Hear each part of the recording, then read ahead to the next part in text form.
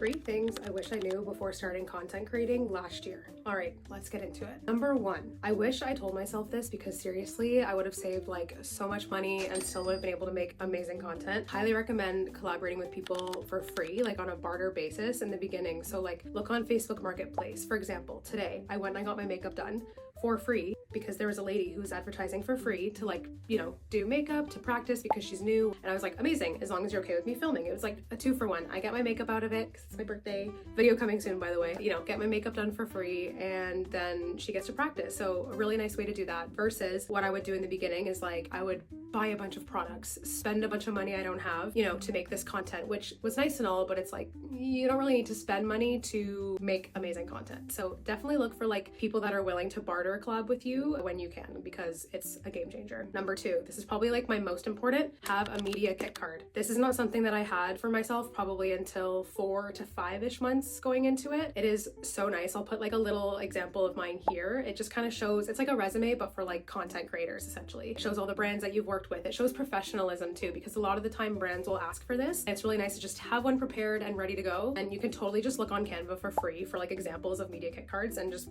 copy and paste and that's it. Super, super easy. So you can customize it to your liking. What was the last one? I forget now. Shit, I should have wrote this down. Fuck. I forget. Kashi, what was my 3rd one? Oh, okay, I remembered.